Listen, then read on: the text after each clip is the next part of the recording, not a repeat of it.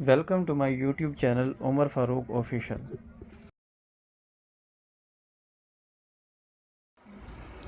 کبھی کبھی میں لوگوں کی آپس کی رنجشوں اور عداوتوں کے بارے میں سوچ کر پریشان ہوتا ہوں کہ وہ کیوں کر پیدا ہوتی ہیں۔ دشمنیوں کے سبب لوگ ایک دوسرے کو دیکھنا، باہمی مجلسوں میں بیٹھنا اور دوسروں کے ساتھ سفر کرنا پسند نہیں کرتے، حتیٰ کہ وہ جس دعوت میں مدعو ہوں اس میں شرکت کرنا بھی انہیں گوارا نہیں ہوتا۔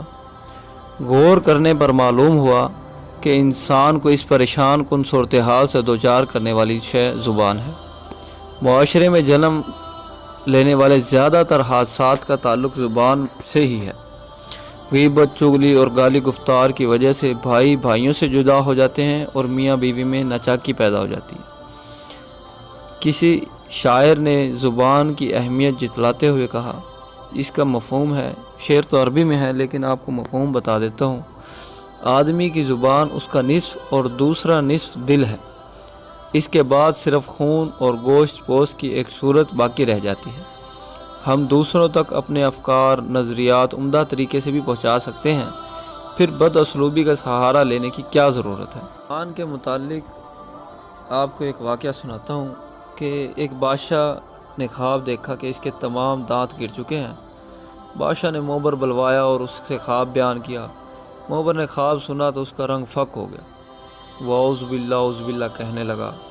بادشاہ نے گھبرا کر دریافت کیا، کیا تعبیر ہے اس خواب کی بھائی؟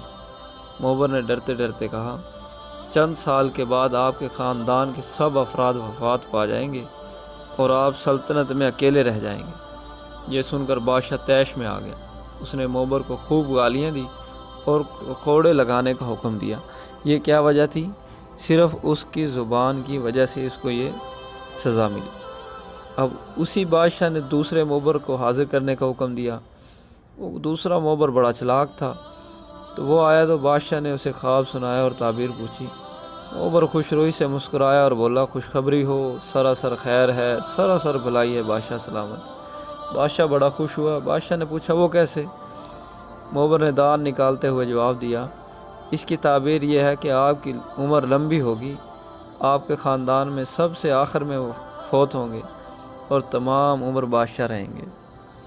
بادشاہ نے جب یہ تعبیر سنی نا تو بہت خوش ہوا اور موبر کو انعام و اکرام سے اس نے بڑا نوازا۔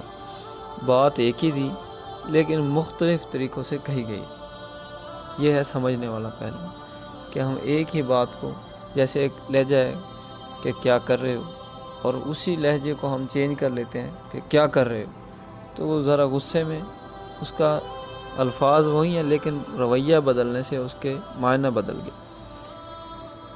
پھر بات ایک ہی تھی لیکن مختلف طریقوں سے کہی گئی تھی، اس لیے بادشاہ نے ناراض ہونے کی بجائے اس کو نوازا۔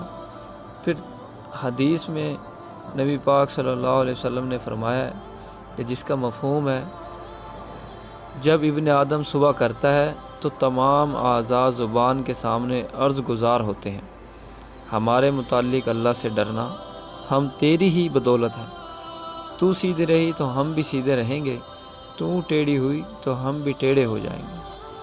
تو میرے بھائی، اللہ ہمیں اس زبان کو کنٹرول کرنے والا اور اس پر اپنی گرفت کرنے والا بنائے۔